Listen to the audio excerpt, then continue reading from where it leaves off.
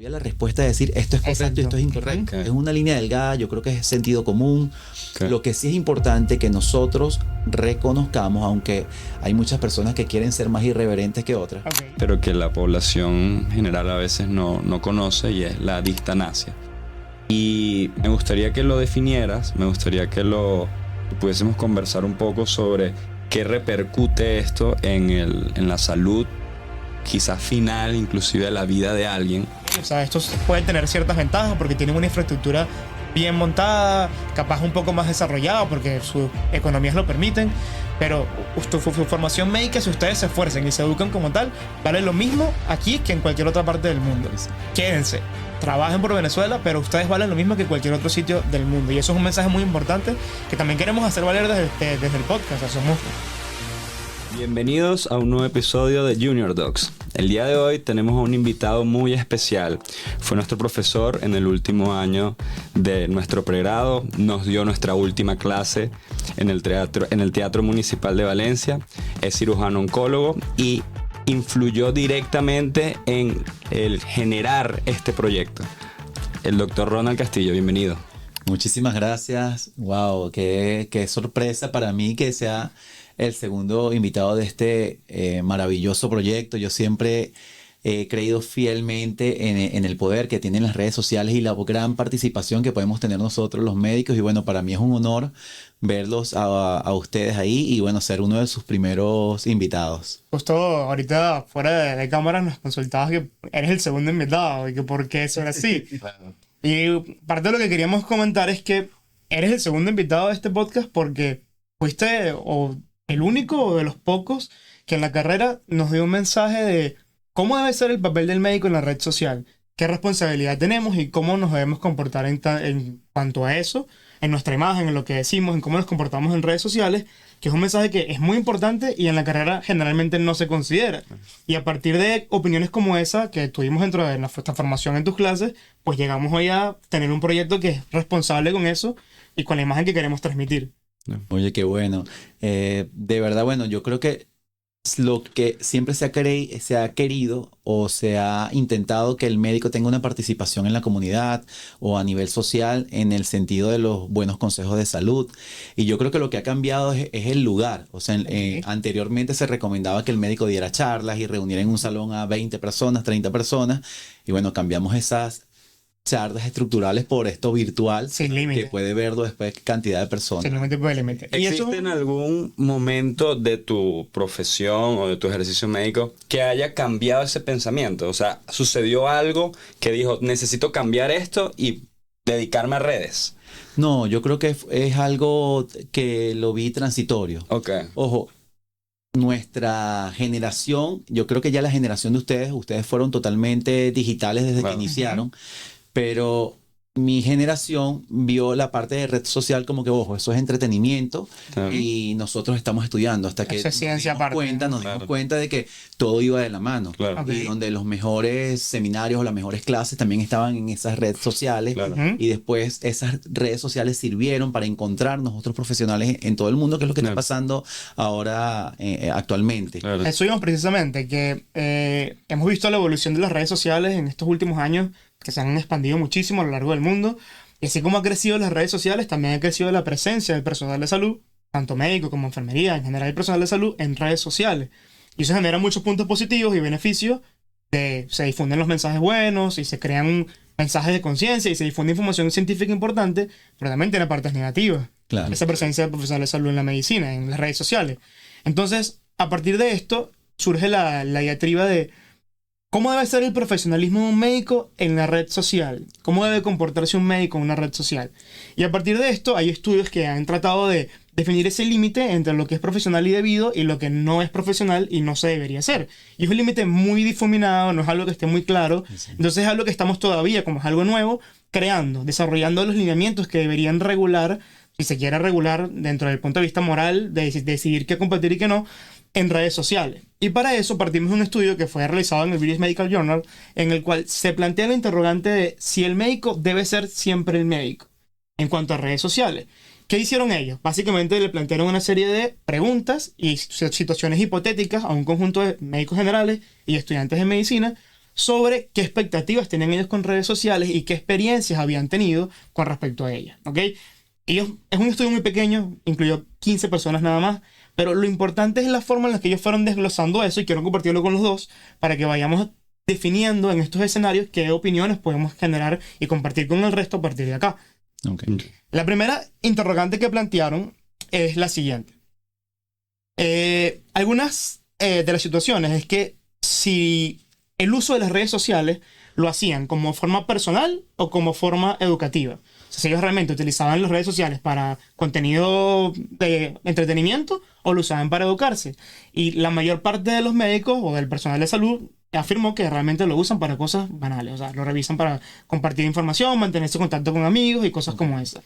Cuando se les preguntó por la parte educativa, específicamente sobre ciertos médicos que comparten de repente un caso clínico y que compartían con su público para generar diagnósticos diferenciales a partir de una historia clínica, por este lado se consiguieron con una opinión negativa, y es que muchos de ellos dijeron que eso era romper la privacidad del paciente, que si bien tenía un fin positivo, que era difundir una información científica y debatir con colegas, eso rompía los límites de la privacidad del paciente. Eso nos lleva a la primera cuestión. ¿Dónde está el límite entre compartir una información con un fin científico y respetar el derecho de la privacidad de información médica del paciente? Claro. Bueno, es una pregunta muy, muy amplia y de verdad que es bien difícil responder porque es una línea muy delgada, lo que separa qué está bien y qué está mal. Yo pongo el ejemplo, por ejemplo, en mi canal de YouTube, yo desde que inicié el canal, es un canal dirigido a pacientes. Okay. Y yo en ese canal no muestro cómo es el quirófano adentro, cómo son las cirugías, o trato en lo posible de no hacerlo, y no es lo que va a ver, no es lo que va a ver la persona que se meta en mi canal de YouTube. Ahora, yo he visto canales de YouTube de otros colegas en donde el contenido es netamente médico. Ojo, no, eso no quiere decir que alguien que no sea médico no puede entrar, pero por lo general no le va a llegar, porque Okay. no le va a entrar, el algoritmo no se lo va a dirigir o no le va a llegar a su búsqueda. Yo pienso que depende también a quién estés dirigido y en el lugar donde lo hagas, donde hables. No es lo mismo comentar un caso clínico y colocar un video de una cirugía en un congreso médico en donde todos son colegas, a colocarlo en tu Instagram, que lo puede ver un niño, lo puede ver un adolescente, lo puede ver personas que no son profesionales y que de repente también puedes vulnerar esa parte de la privacidad del paciente. Entonces es bien delicado. Es un límite complicado. Y yo pienso que no tenemos todavía la respuesta de decir esto es correcto y esto es incorrecto. Es una línea delgada, yo creo que es sentido común. Lo que sí es importante que nosotros reconozcamos, aunque hay muchas personas que quieren ser más irreverentes que otras. Cuando ustedes son médicos y tú tienes un perfil profesional en tu Instagram, ya tú estás representando un gremio. Así tú no lo quieras. Porque hay personas que dicen, no, bueno, pero es que yo hago lo que a mí me dé la gana. Bueno, pero si tú dices que colocas que eres médico, en el caso ustedes son médicos cirujanos, en el caso mío, que soy oncólogo venezolano, yo represento un gremio. Y yo tengo que tratar de respetar ese gremio representándolo de la mejor forma. Entonces tenemos que dar información, es muy importante.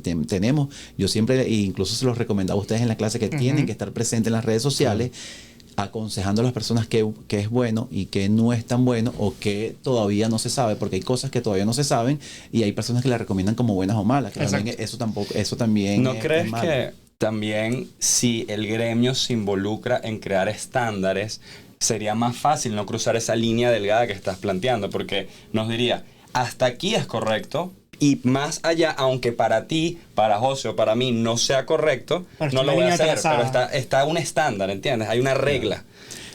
Hubo un artículo que yo leí hace un par de años, creo que el artículo es del 2022, en donde el colegio americano trataban de estudiar el Colegio Americano de Cirujanos Plásticos, que era correcto y que no era adecuado para la publicidad de ellos. Y se podrían publicitar en lugares públicos, hacer ese tipo de publicidad, pero no publicidad engañosa. O sea, no decir yo soy el número uno en esto, si no has hecho un examen y donde hayas sido el número uno. Entonces, ese tipo de publicidad podría ser publicidad engañosa. Ahora, eso es importante. Sí, yo creo que eso lo conocemos entre nosotros los médicos, porque si hablamos con alguien de mercadeo, te va a decir, bueno, ¿y por qué no? Porque ponlo 100%. Es más un error que no lo pongas. Entonces, ahí es donde uno tiene como que hacer un equilibrio, y sobre todo esos colegas que están también ayudándose de personas que son especialistas en redes sociales, mercadeo, muchas veces te pueden decir, haz cosas para que de entretenimiento para que tengas más views. Claro. Ok, pero ¿qué entretenimiento es bueno dentro de lo adecuado Claro. que puede ser que ese contenido que brinda un médico? Porque además ahí entra un paradigma de tengo más seguidores, o tengo más views, o tengo más likes, soy mejor médico. Eso muchas personas lo interpretan así, pero Sí, o sea, realmente no necesariamente es así. No, claro Entonces, hay que saber leer bien qué información transmiten estas personas. Yo creo que el hecho de que un médico tenga muchos seguidores, uno puede significar que tiene una habilidad también para Exacto. manejar las redes Exacto. sociales, eso sí y no quiere decir que sea malo, que sea bueno, probablemente sea muy bueno. Es raro que alguien con muchos seguidores sea un médico que no sirva, Sí, que no exacto. sepa nada. O sea, algo debe saber. Lo que sí es importante, que bueno, también ustedes lo saben, que hay muchos médicos muy talentosos que ni siquiera tienen Sí, claro, redes no van a sociales. hacerla porque no se involucran en ellas. Exactamente, y bueno, eso existe. Claro. La siguiente cuestionamiento que se hizo ese estudio, la siguiente pregunta era el tema del límite de la información personal. ¿Qué tanta información personal estas personas compartían en sus redes sociales? Definiendo límites como que, por ejemplo, ellos dejaban que no colocaban sus fechas de cumpleaños, no colocaban opiniones o comentarios en situaciones polémicas para evitar ser juzgados sobre ellas, y que sobre todo ellos manifestaban que la personalidad que llevaban en redes sociales o la imagen que proyectaban no era generalmente o específicamente la suya, sino la que ellos querían ser identificados. Ok. Y eso generaba una barrera. ¿Por qué? Porque ellos decían que de repente, siendo muy específico y citando el ejemplo, de que para ellos no sería importante que el que va de repente a cocinar el lunes en un restaurante esté el domingo ingiriendo algún tipo de alcohol o teniendo la conducta que se puede considerar Exactamente. inapropiada. Pero que de repente, si te va a atender un médico el lunes, sí te importa si ese médico el domingo estuvo en ese contexto. A pesar de que esa conducta no es que esté inapropiada. Al final de cuentas, ellos manifiestan, somos humanos. Pero existe la barrera o la diferencia entre conocer que somos humanos y que tenemos conductas al igual que todo el mundo y compartirlo en redes. Existe como una barrera en ese compartir nuestra vida privada. Sí. ¿Dónde está realmente el límite? O sea, por más que seamos humanos, es normal que el médico comparta ese tipo de experiencias que son más, digamos, conductas irresponsables dentro del sector de salud. No porque sean conductas irresponsables, sino porque son percibidas como tal por la sociedad en general. Sí. No, yo pienso que todavía eso no está bien establecido. Ok. Hay que tener sentido común. Muchas veces yo se lo recomiendo también a generaciones ahorita más actuales de que cuiden mucho el perfil personal. Si lo vas a utilizar como si tienes un perfil profesional, cuida mucho el perfil personal porque Ok. te puede perjudicar. Claro. Y no solo en la parte, te puede perjudicar también en la parte de seguridad personal. Exacto. No Ujú. solo en la parte profesional. Y yo pienso que, aunque por otro lado, y voy a hablar de repente de las personas que recomiendan el uso de las redes sociales, te pueden decir, bueno, sí, humanizas la marca. Claro. Y nosotros vamos a ver que hay colegas que de repente la humanizan o muestran más su lado personal que otros. Pero yo pienso que hay que tener un poco más de sentido común. Si tu cuenta es de salud, Claro. hay cosas que que deberías Exacto. guardártela para... Ujú. Claro, y sobre todo porque caemos en lo mismo que estás representando a un A un gremio. gremio. Así no lo quieras. Exacto, Totalmente. sí. Sucede. Sí. Sí, sabes que la pandemia, yo siento que marcó un antes y un después en el uso de las redes sociales para la medicina. Desde la educación hasta esto que estamos conversando hoy. Y justamente se ha reportado que desde ese momento la desinformación sobre temas que realmente repercuten en la salud de las personas aumentó muchísimo. Desde la ivermectina sirve para el COVID, desde los tapabocas no funcionan, desde las vacunas son inseguras. ¿Qué crees tú como oncólogo y como médico que debería cambiar para que esa desinformación no llegue a tanta gente y más información basada en evidencia? Es que yo pienso que cada vez la información está ahí disponible para todo el mundo. Lo que sí deben, por ejemplo, yo ahorita no voy a, si yo quiero interpretar algo para mi empresa, no voy a leer una ley y no voy a consultarlo con un abogado, porque así la ley yo la pueda leer y yo pueda tener mi propia interpretación. Seguro yo hablo con un abogado y él me va a decir qué es lo que en realidad significa esa ley. Exacto. Lo mismo ocurre con la medicina. Ustedes pueden leer un artículo que diga que la mamografía puede aumentar el riesgo para el cáncer de mama.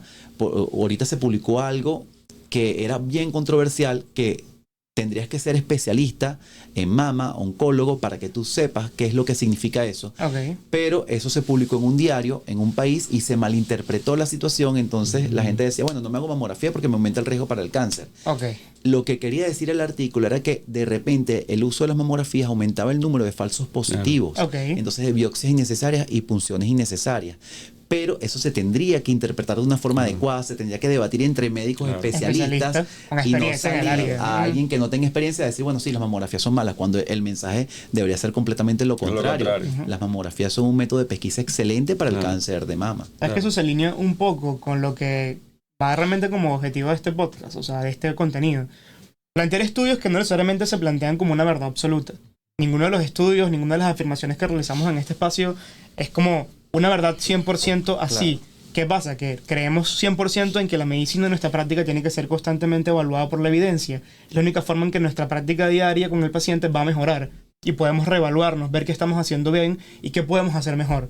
Entonces, parte de ese proceso pasa porque la intención de esto es presentar artículos, discutirlos, que personas con experiencia en el área puedan dar su opinión sobre ello y debatir si estos estudios son aplicables a nuestra realidad y si finalmente son ciertos o no, si son aplicables o no. Y eso nos pasó mucho, nos ha pasado con algunos artículos que de repente es como, ok, hay cierta población que puede ser mayor, claro, puede ser más grande, pero la idea es motivar a la investigación, motivar a que estos estudios de repente lo vea a una persona que dice, cónchale, este tema me interesa, y lo lleve a cabo dentro del país, y logremos motivar el hecho de que se realicen investigaciones de este tipo en nuestro país y en nuestras esferas regionales, que podamos tener de repente motivar a un estudiante de medicina que capaz pensaba hacer una tesis sobre un tema en específico que capaz no generaba tanto impacto y que llega de repente a ver un artículo como esto y dice, cónchale, yo puedo realizar algo sobre eso y ver cómo eso se puede aplicar en nuestra realidad. ¿Cómo consideras tú que podemos nosotros, como médicos y desde esta ventana en redes sociales también, motivar a esta generación nueva y a la que ya pasó, que está ejerciendo actualmente, a que investiguen y tomen la medicina basada en evidencia como su ley y su guía para llevar día a día la práctica clínica? Mira, la medicina, como tú bien lo dijiste, debe ser basada en evidencia. Es fundamental. Cuando nosotros buscamos información, no hay nada mejor que cuando llega un caso que no es tan común, cuando llega un caso raro y tú dices, bueno, sales de tu práctica y dices, voy a investigar. Qué bueno es cuando tú dices, mira, hay un trabajo aquí que le ocurrió 200 casos, y hicieron esto y esto y esto y le fue mejor con esto. Oye, qué valiosa es esa experiencia. Yo pienso que uno de los consejos que deberíamos seguir nosotros en nuestro país es digitalizar más los datos, porque se hace muy complejo cuando tú tienes una práctica donde todas las historias han sido manuales y después tú dices, bueno, ¿cuántos casos de abdomen agudo vi yo en un año? Y de repente tienes que revisar, buscar a alguien que revise todos los archivos de historia, cuando eso podría estar a un clic de diagnóstico abdomen agudo y te saldrían todos esos con un software estadístico. Claro. Entonces tenemos que ir de la mano con la tecnología y de ahí podríamos sacarle más fruto a nuestra experiencia aquí, sobre todo hablando a nivel local, pues en Valencia, en Venezuela. ¿Cuál sería como la forma de pasar de la práctica típica de la experiencia de esto me lo dijeron así y lo aprendí así y así lo aplico hasta el último día de mi práctica médica a cónchale? Voy a revisar periódicamente estas prácticas que estoy realizando a ver si la puedo modificar para mejorar en base a qué se hace en otros sitios, qué han hecho otros médicos para mejorarla. ¿Qué tiene que cambiar en el proceso de formación del médico para que se integre eso como una autoevaluación continua? Lo que pasa es que en la medicina ocurre algo muy importante y no voy a hablar por los cirujanos, yo creo que voy a hablar por todo el gremio, que uno en la medida que tiene... Y yo se los dije a ustedes en la última clase, en la medida que ustedes se gradúen y empiecen a tratar pacientes y en lo que el individuo, la persona está en un estado de enfermedad y de repente se mejora gracias al consejo, medicamento o algo que ustedes hicieron, empiezan los elogios al médico y no, que usted tiene las manos de oro y sube el ego. Entonces ese es el principal error. Entonces tú dices, bueno, a mí me ha ido bien, yo toda la vida lo he hecho así y de repente tuviste 10 pacientes. Y cuando ves medicina basada en evidencia son 450,000, o sea, tu experiencia es nada a la medicina basada en evidencia. Entonces muchas veces el ego puede ser el peor enemigo del médico. Y sobre todo yo me voy a colocar como intermedio porque yo tengo profesores también que tienen mucho más experiencia que yo y de repente a veces es difícil decirle, mira, pero ¿por qué no lo hacemos así? Bueno, pero es que yo siempre lo he hecho así. Ajá, pero ¿cuántos casos has hecho así? Claro. Toda la vida lo tengo haciendo. Ajá, pero ¿cuántos casos son? Claro. 30. 40. Mira este trabajo con 500, con Sí, 400.000. una la población experiencia en mucho todo el mayor. mundo es insignificante. Y cuando vemos medicina basada en evidencia, la experiencia personal es nada. nada. Eso es Nada. anecdótico. Y que muchas Entonces- veces la experiencia está basada en la subjetividad también. Claro. Porque de repente tú tienes la sensación de que has tenido éxito con esa medida, pero si haces una revisión, de repente el éxito no es el que pensabas. De Exactamente. repente de 10 pacientes, tú pensaste que tuviste un resultado exitoso con 8 y fueron 4. Claro. O sea, ¿Y qué es el resultado ¿Qué es el exitoso? resultado exitoso? ¿Cuánto ¿Dónde está tiempo el pasó- límite? ¿Cuánto tiempo pasó hospitalizado? Si hubiese hecho esto, quizás los Menos tiempos complicaciones. Exactamente. Nosotros cuando yo estudiaba en Caracas, en el posgrado, en el Domingo Lucena, hacíamos reuniones de morbimortalidad, que también las hacemos en el oncológico.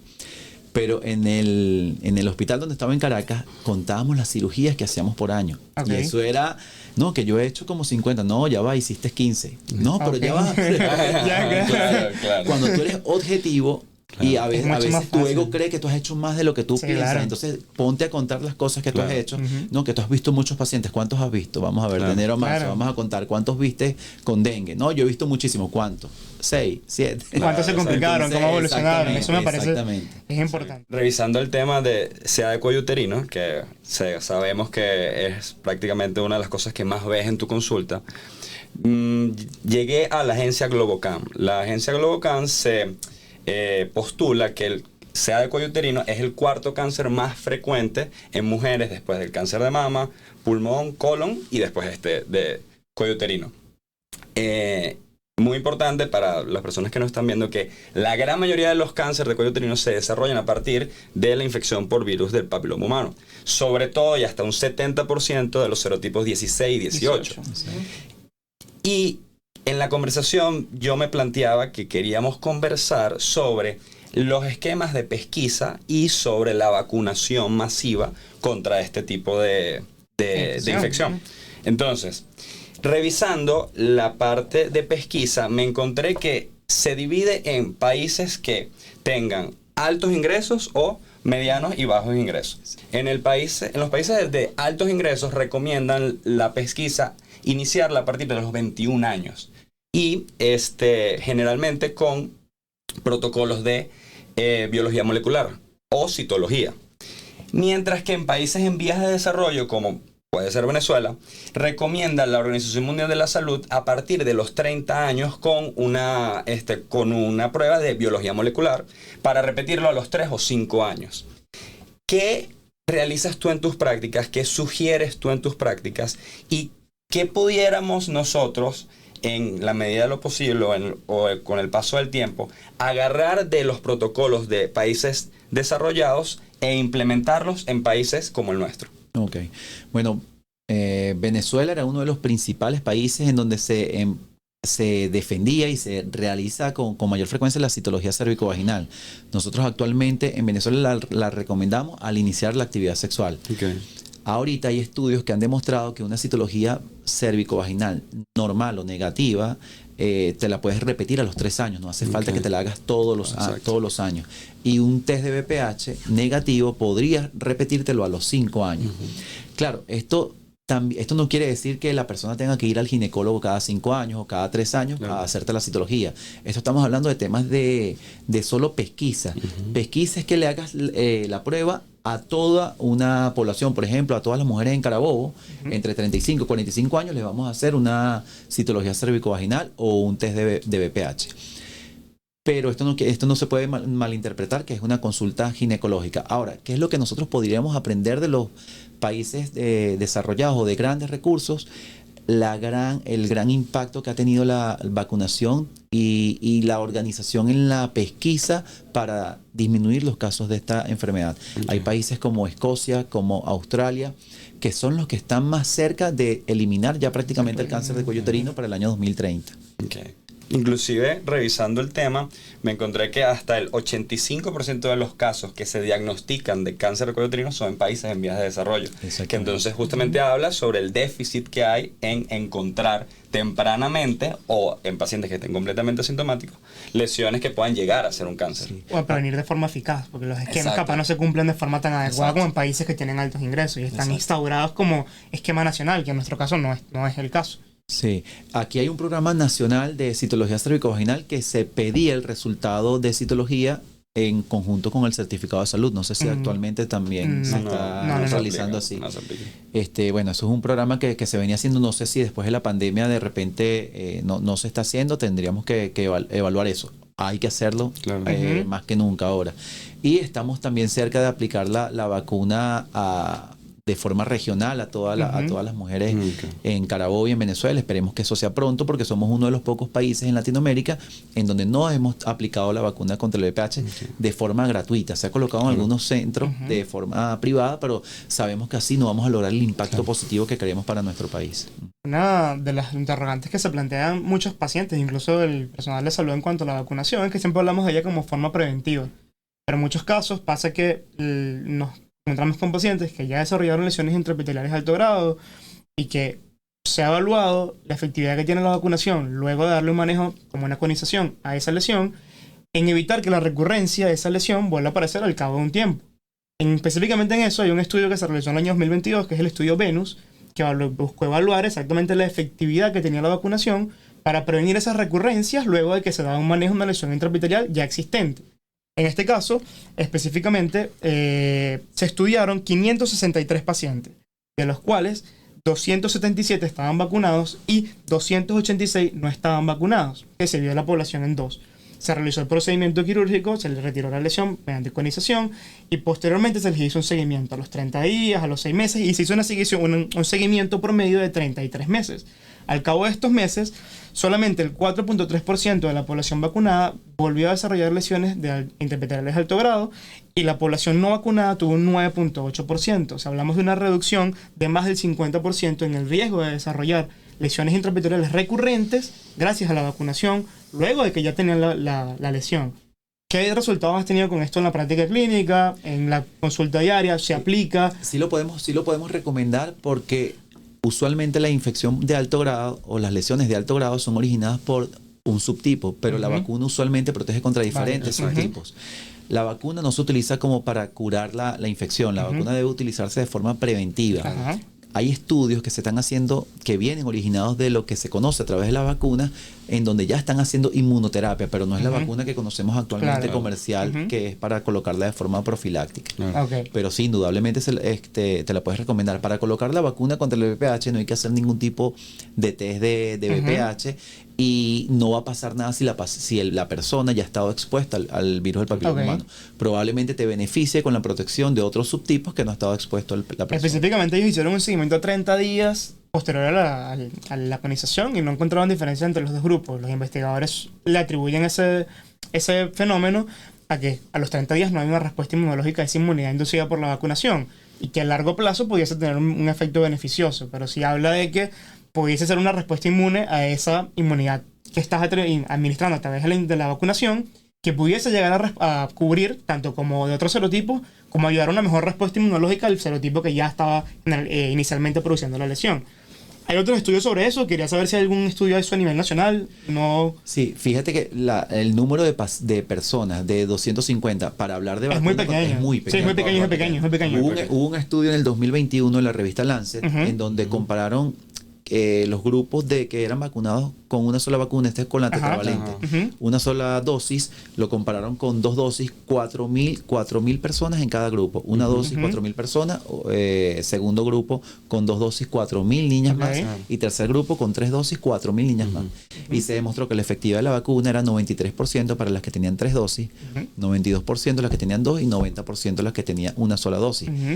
Y esa no era suficiente, no era una para evidencia generarla. Claro, obviamente eso en conjunto con otros estudios, la OMS que desde hace tiempo estaba buscando Dio como una que recomendación. fuera más práctico la vacunación, sobre Más todo para económico. países de bajos recursos, cambiar esos paradigmas. Pero fíjate, con 4.000, Claro, no. tan Es bueno. un estudio muy pequeño. Básicamente era ver si hay más campo sobre esto, si hay otros estudios a nivel regional. Inclusive la CDC marca de que a partir de los 9 años hasta los 45 años cualquier Se puede persona seguir. puede recibirlo. vacunarse. Bueno, ahora vamos a pasar a una parte más personal del podcast. ¿Por qué escogiste cirugía y por qué luego escogiste oncología? Bueno, en la cirugía me di cuenta en la parte ya en mis actividades en pregrado, en donde se me hacía más fácil la parte quirúrgica Pero a mí me gustaban todas las clínicas, pediatría, obstetricia, medicina interna, todas le agarraba como que el lado positivo, lo que me gustaba, pero sentía que tenía más facilidad en la parte de quirúrgica. Okay. ¿Sabías que no ibas a hacer, por ejemplo, radiodiagnóstico, anatomía patológica? No, desde un principio. Okay. Sí. Okay. Pediatría con... Sí, con moco. Eso creo que en este caso ninguno de los dos está cerca de esa área pediátrica. Sí. Tenemos un grupo etario bien definido y no es ese. Sí. No, para nada. Y después, una vez iniciaste oncología, ¿sentiste que esta residencia te desensibilizó o más bien a ti, o has visto que en otras personas este tipo de contacto constante con patologías tan crónicas te llevó a valorar ciertas cosas más de tu vida? Sí, indudablemente el alto volumen que tú ves en los posgrados, llega un momento que tú como factor protector o como escudo tratas de desensibilizarte un poco porque te impactan muchas situaciones que ocurren en cada guardia y por eso es que cada persona recuerda sus primeras guardias con mucha o nostalgia o impacto porque son cosas impactantes que tú estás viendo ahí en ese momento. Entonces tu organismo o uno mismo trata de hacer como un escudo y te desensibilizas un poco. Pero luego la experiencia te va dando y vas haciendo ese equilibrio. También importa mucho la empatía que tengas o que vayas formándote, porque todos desde un principio nacemos con algo de empatía, pero la vamos desarrollando en la carrera de medicina y luego en nuestra actividad profesional. Okay. Y eso es lo que hace el equilibrio y después te sensibilizas más con tus pacientes. Hemos tocado en todos estos capítulos la importancia de hablar y tocar el tema del burnout y cómo esto nos ha afectado en nuestra práctica profesional. Y una de las consecuencias de llegar a este agotamiento emocional es que se pierde esa capacidad de ser empático con el paciente. Llega un punto donde el agotamiento psicológico y emocional del propio médico lleva a que no logre conectar adecuadamente con la situación que está pasando ese paciente. ¿Sientes que en algún momento de la formación llegaste a pasar por estos procesos de burnout? ¿Algún estudiante, algún residente que hayas identificado que pasó por esto y qué medidas crees que podemos implementar para que el estudiante de medicina, bien sea de pregrado o de posgrado, no llegue a este estado mental, sino que mantenga su salud mental en su proceso de formación? Sí, yo pienso que nosotros en medicina debemos cuidar mucho nuestra salud mental. Sí, me ha tocado vivir en algunos episodios esa etapa en donde de agotamiento físico y mental que tú sientes que duermes y te paras agotado y tienes que continuar con tu día a día y es donde tú te das cuenta y dices, oye, necesito unos 15 días de descanso, una semana de descanso o un fin de semana para relajarte, pasar tiempo en familia y bueno, lo discutimos también previamente, la importancia también de compartir y hacer otras cosas o buscar ese confort con tu familia, con tus seres queridos, que pueden ser también no familiares directos, pero que compartas con amigos, con otras personas fuera del ámbito de la medicina, pueden ayudarte también a superar esas episodios o crisis que nos ocurren, que son comunes. Sí. Obviamente lo he visto en estudiantes, lo he visto en residentes y lo importante es como que dar ese apoyo y no, porque nosotros somos muy críticos a uno mismo y somos muy duros con nosotros mismos y hablar con esa persona y bueno, y apoyarle y decirle que es algo que eso nos ha pasado a todos y bueno, y que tratar de que se tome un par de días de descanso. José y yo estamos en un periodo de dar clases en la universidad y estamos impartiendo ciertas materias y una de las cosas que más les recalco a los estudiantes es que la medicina tiene que ser una parte de la vida de ellos. Ellos cumplen ciertos roles y ellos tienen además que tener otras cosas que los hagan feliz, porque probablemente si todas esas otras partes de su vida están bien, van a poder ser mejores estudiantes y después mejores médicos. ¿Crees que cosas como el ejercicio de forma regular, crees que el compartir en familia, no como que fuese algo esporádico, sino más bien algo que sea como una costumbre, pueda llevar a que estos periodos de crisis o de burnout puedan ir disminuyendo cada vez más? Claro que sí, indudablemente. Siempre tenemos que hacer como un equilibrio. La medicina te atrapa y te atrae y de verdad que uno se enamora de la carrera. Es lo que le pasa a la mayoría de los médicos y muchas veces nosotros los médicos tenemos como que a enfocarnos solamente en nuestra carrera y a hacer a un lado nuestra familia. Eso es algo muy común en nosotros y siempre es importante buscar ese equilibrio, indudablemente. Partiendo de ese aspecto de la felicidad de la práctica médica, sabemos que tiene sus partes buenas y sus partes malas y es importante identificarlas y diferenciarlas.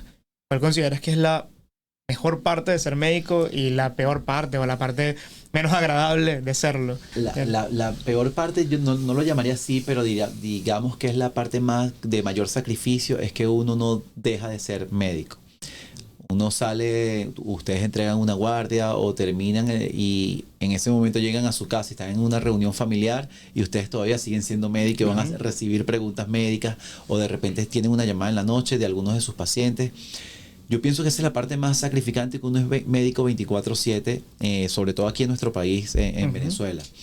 Y las partes de mayor satisfacción son muchas, porque la medicina es una carrera muy bonita que te da muchas satisfacciones y el hecho de que tú puedas hablar con un paciente y que lo puedas ayudar y decirle, mira, toma esto y esto, vas a estar mejor, o que le puedas decir a un paciente, mira, lo que tú tienes, eso lo vamos a operar tal día para que tú estés tranquilo y vas a estar bien, y que le pongas una mano en el hombro o que le des tu palabra de que ella va a estar bien y que después lo hagas, es algo sumamente gratificante, que te llena de orgullo, te llena de una gran satisfacción, y por eso es que la carrera de medicina te envuelve. Claro.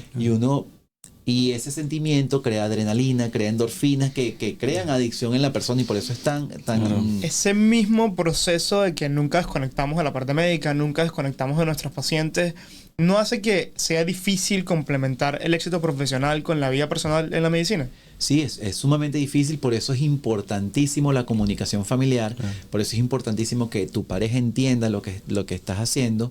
A mí muchas veces me ha pasado, y me ha pasado de un lado y del otro. Okay. Me ha pasado que yo estoy metido en la computadora y pasé todo un día en el hospital y llego a la casa y estoy todavía y mi esposa me dice, para allá va, vamos a hacer esto y esto y esto, tienes todo el día, y me recuerda esa parte, y me ha tocado también a mí ser la otra parte, claro, también, que le digo a ella, mira, vamos a tratar de compartir, porque es como un trabajo en equipo y tiene que haber mucho entendimiento, mucha comunicación y bueno, equilibrio, exactamente. básicamente. Y lo estábamos hablando anteriormente, de que de repente llegan mensajes en reuniones y son de pacientes, o es parte del trabajo, sí, o es algo que te quedó pendiente del trabajo, pero no te desconectas totalmente, como pueden de repente hacer otras profesiones, que de repente saliste del trabajo a las 5, apagaste el teléfono y no sabes más nada del trabajo hasta el día siguiente. En medicina muy pocas veces, yo creo que es muy raro el caso de que ocurra eso.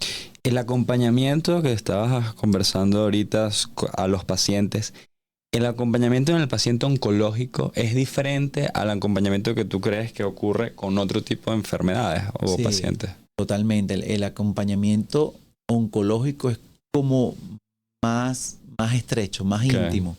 En la medida de que el paciente oncológico, sobre todo estamos hablando ya de patologías avanzadas, porque en las patologías tempranas uno realiza una cirugía o hace un tratamiento efectivo y el paciente llega a su seguimiento y de repente no se compenetra tanto con el médico, pero en las patologías ya donde hay una enfermedad más avanzada, la relación médico-paciente prácticamente terminan siendo grandes amigos, el médico y el paciente, exacto. Entonces, sí, es mucho más íntimo y a veces te involucras también más de lo emocionalmente. ¿Se podría considerar en algún punto que el manejo de un paciente fracasa? ¿El médico fracasa en el manejo del paciente en algún punto de su práctica clínica?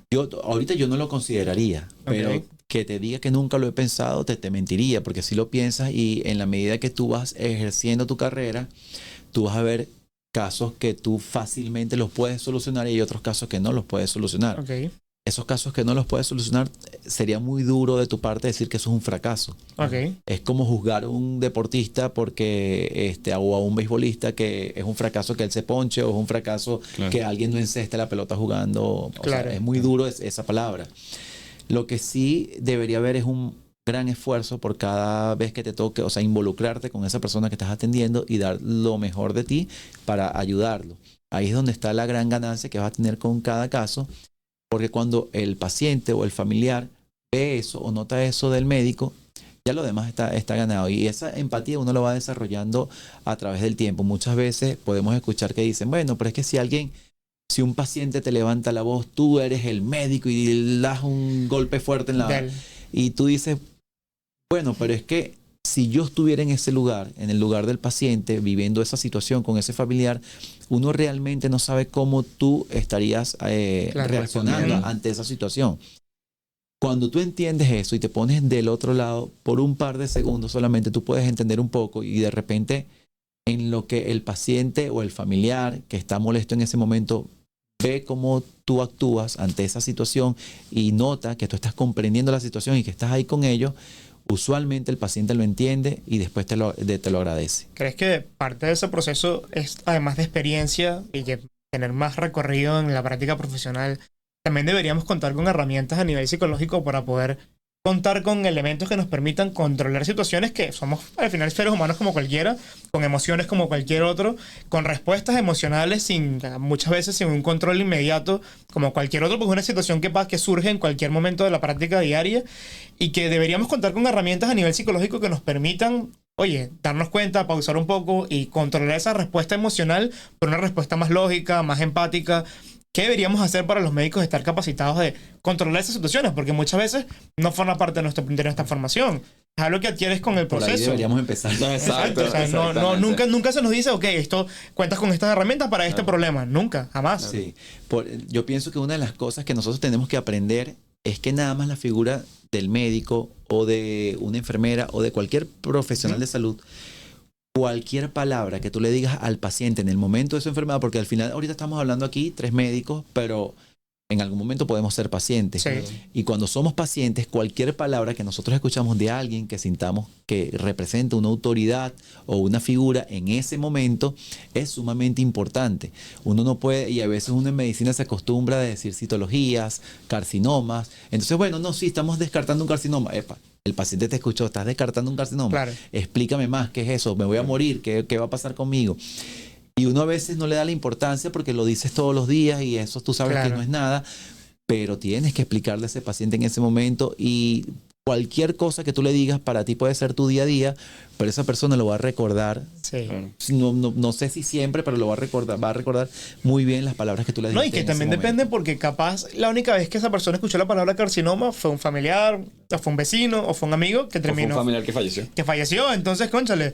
Obviamente, decirle esa palabra lo lleva a un recuerdo negativo que no quiere identificarse. Exactamente. Entonces, parte de esas cosas pasan porque, bueno, consideramos que la formación debería ir también por esas líneas de incluir más el apoyo o la formación psicológica, y no solamente más el trato con el paciente. Y la formación. Porque va de la mano con los principios, va de la mano con que el médico tiene que ser una figura empática, tiene que ser una figura solidaria, tiene que ser una figura que esté a disposición de tratar de curar, pero si no puede a eso, por lo menos acompañar, como lo que estamos conversando. Y que yo creo que para el público, que muchas veces se nos tilda de que es vocación, la vocación es lo que te lleva a querer hacerlo, probablemente, pero creo que el ejercicio de eso a lo largo del tiempo va mucho más allá de la vocación, va a contar con herramientas que te permitan lidiar con las situaciones y poder llevarlas a cabo de forma adecuada, porque no siempre, la vocación es la que va a hacer que tú estés empático cuando estás cansado, o estés empático después de un mal día personal.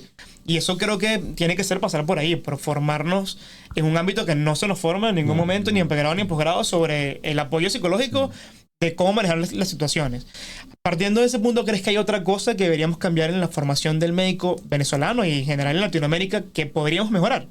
Yo pienso que los médicos venezolanos y los médicos en Latinoamérica somos muy talentosos como cualquier otro médico en todo el mundo. Sin embargo, tenemos la particularidad o tenemos mejor desarrollado, y ojo, esta es mi opinión personal, Claro. no quiero hablar por todos los médicos de mi país, pero creo que tenemos un poco más de ese sentido humano, de ese calor humano, de atención hacia el paciente. Y es algo que yo pienso que incluso podríamos ser un ejemplo para otros países. ¿Qué deberíamos aprender nosotros? A ser más objetivos. En la medida que nosotros nos vamos desarrollando como médicos, pasa mucho aquí en nuestro país y pasa en Latinoamérica. La figura del médico es como alguien que no se puede juzgar, que no se puede evaluar. Y yo pienso que algo que lo tiene Norteamérica, que son los test que le hacen, los exámenes que le hacen cada 2 años a los médicos. A mí me parece que eso es algo admirable, que a pesar de que el doctor tiene 30 años de ejercicio o 20 años de ejercicio, haga sus exámenes anuales. Eso es una evaluación objetiva que te dice que la persona está actualizada, y yo pienso que eso es algo que nosotros podemos aprender. una de las formas que yo he pensado, también es una opinión muy personal, es a través de una sociedad científica. No voy a decir nombre de ninguna sociedad científica para no involucrar a nadie, pero vamos a Sociedad Científica del Podcast. Del podcast médico. Exacto. La Sociedad Científica del Podcast Médico va a hacer un test para verificar la actualización de ginecólogos, por ejemplo, o de médicos o de cirujanos. Y las personas que hayan pasado el test son las personas que avalan, que están certificados por estas sociedades. Yo pienso que eso puede ser un inicio y después se pueden sumar instituciones, se pueden sumar seguros, todo eso y podemos avanzar. Porque en la medida de que más médicos estén actualizados, vamos a brindar un mejor servicio de salud. Claro. Entonces yo pienso que eso es algo que podríamos aprender nosotros de los países desarrollados. Existe un término utilizado en oncología, pero que la población general a veces no conoce, y es la distanasia. Y me gustaría que lo definieras, me gustaría que pudiésemos conversar un poco sobre qué repercute esto en la salud, quizás final, inclusive de la vida de alguien, y cómo esto se puede relacionar a los cuidados paliativos. Cómo salirse de la distanasia puede llegar a buscar un trato o un cuidado en esos últimos días, inclusive horas, de la vida de alguien. Muchas veces, bueno, esa pregunta es muy compleja responderla, pero claro, la distanasia o el sufrimiento que puede ocurrir en una persona al morir, primero puede partir desde un punto de desinformación en el paciente y sus familiares, porque muchas veces asociamos que cáncer es igual a muerte independientemente del tipo, estadio, y eso no es así. Muchas veces nos ocurre, por ejemplo, con tumores de ovario que son avanzados, que necesitan una quimioterapia al principio. Muchas veces ni siquiera es el paciente, sino el familiar que dice, doctor, yo prefiero que no hagamos nada porque con la quimio va a sufrir. Y los estudios dicen que en un cáncer de ovario localmente avanzado, el 70-80% puede responder a esa quimioterapia. Y eso le puede brindar una calidad de vida por 5 años aproximadamente al 70% de ese grupo de pacientes. Claro. Entonces eso es una estrategia que nosotros podemos brindar, y muchas veces cuando esos pacientes responden a la quimio, se desaparece la ascitis, el tumor disminuye y los podemos operar posteriormente. Eso es una herramienta que nosotros le tenemos que brindar a los pacientes. Ahora, si un familiar dice que eso es prolongar el sufrimiento del paciente, no está en lo cierto. Ahora, si llega un momento en oncología en donde ya agotamos el tratamiento con quimioterapia, agotamos el tratamiento con radioterapia, y de verdad llegamos al momento que tú dices, bueno, ya aquí vamos a brindar lo mejor posible para el buen morir del paciente, acompañar al paciente y sus familiares, y ahí sería bueno acompañarnos de un especialista en medicina paliativa, claro, para hacer el mejor manejo adecuado. Eso es un buen planteamiento, porque siempre hablamos del manejo multidisciplinario de los pacientes. Eso quizás en el ámbito hospitalario se aplica más, pero en el ámbito privado no tanto. Lo comentábamos hace un momento. ¿Cómo podemos integrar o que la práctica médica a nivel privado o en todo ámbito, también a nivel hospitalario, porque a veces se limita mucho el manejo a determinados servicios, a que se creen no manejos médicos, sino manejos de equipos médicos a un paciente? Que la integración de cualquier paciente que se vaya a manejar sea parte de un equipo multidisciplinario de especialistas en diferentes áreas que logran darle un mejor manejo a ese mismo paciente que el que tendría con una sola cabeza pensante, con un solo manejo de un especialista. Incluso puede ser 2 especialistas, 3 especialistas de misma área que van a tener un mejor manejo final de un paciente que alguien de forma individual. Más cerebros involucrados. Por supuesto. Sí. Bueno, ahorita el funcionamiento de unidades multidisciplinarias es sumamente efectivo para la especialidad que queramos evaluar en medicina. Pero aquí en Venezuela también hay algo particular en donde en medicina privada la persona busca, o el paciente a la persona especialmente. Y es importante tratar de buscar equipos médicos o alianzas para un manejo más adecuado de estos pacientes. Teníamos una última pregunta que creo que es bien importante. Es, ¿qué le dirías a un estudiante de medicina que quiera ser cirujano oncólogo? ¿Qué le recomendarías? Bueno, si quiere ser cirujano oncólogo, que tenga constancia, que va a tener altos y bajos, y es algo normal que vamos a ver en cualquier especialidad, pero que siga adelante y que nunca deje de lado el lado humano. Porque ahorita con la tecnología y los avances que hemos tenido en la medicina, cada vez queremos hacer las cosas más prácticas acompañados de la tecnología, pero cada vez esos grandes avances que hace la tecnología deshumaniza un poco la medicina. Entonces, aprovechar esos avances tecnológicos, pero también seguir del lado humano. Claro, para nosotros ha sido un honor completamente tenerte aquí. Eres parte del origen de este proyecto. Tus clases fueron motivación, fueron energía para poder impulsar esto. Y creo que el hecho de poder transmitir información valiosa para las personas es algo que nos recalcaste y es algo que estamos intentando hacer. Y por eso de parte de José y mía, te damos las gracias. Creo que además de todo eso que acaba de mencionar Ignacio, que es muy cierto, también hay un mensaje bastante importante en la formación yo diría los médicos venezolanos, para ser bastante específico, es que darnos un poco de contexto, porque a veces también nos quedamos con que de repente las investigaciones vienen de otros sitios, vienen de otros países, o las literaturas vienen de otros sitios, y quizás no le damos tanto valor a nuestra formación. Creo que uno de los mensajes más valiosos que se nos dio dentro de tus clases fue: oigan, yo he estado fuera, he estado en otros sitios y nuestra formación vale igual o más que la de otros lados. ¿Ok? O sea, estos pueden tener ciertas ventajas porque tienen una infraestructura bien montada, capaz un poco más desarrollada porque sus economías lo permiten, pero su formación médica, si ustedes se esfuerzan y se educan como tal, vale lo mismo aquí que en cualquier otra parte del mundo. Claro que sí. Quédense. Trabajen por Venezuela, pero ustedes valen lo mismo que cualquier otro sitio del mundo. Y eso es un mensaje muy importante que también queremos hacer valer desde el podcast. O sea, tenemos limitaciones. Y esa es mi última pregunta para cerrar. ¿Deberíamos prepararnos para el día que esas limitaciones no las tengamos? O sea, en cualquier contexto de Latinoamérica, que a veces ponemos como que, ok, tal protocolo no podemos aplicarlo porque de repente no contamos con tal examen. Pero ¿deberíamos esperar tener esos recursos para poder formarnos? ¿O deberíamos formarnos, saber que eso es así, y el día que los tengamos, estar capacitados para aprovecharlo? Claro que sí. Bueno, mi recomendación indudablemente es la última opción.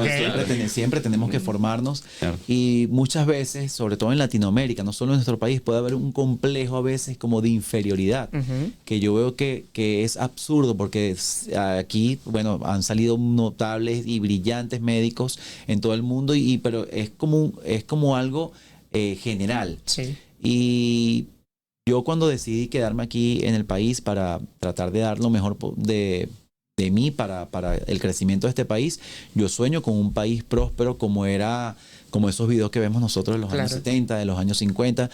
Yo sueño, mi proyecto es ver eso en un futuro en nuestro país.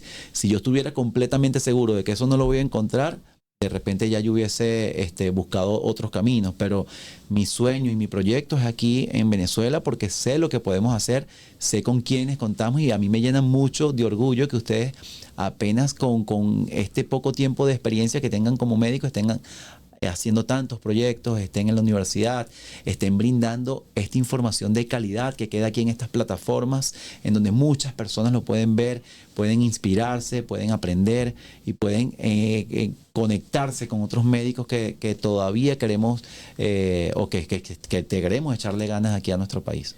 Por último, una invitación formal al doctor Wilfredo Perfetti para un próximo encuentro. De aquí Los públicamente, cuatro. invitación al doctor Perfetti para formar parte También forma parte de nuestra formación y es una persona muy querida por nosotros tres. Agradecido con el doctor Ronald Castillo. Esto es un podcast promocionado y patrocinado por Despachos Médicos, con 39 años en el mercado de la venta de insumos médicos. Muchísimas gracias a todos. Gracias, doctor. Gracias, doctor. Bueno, muchísimas gracias a ustedes.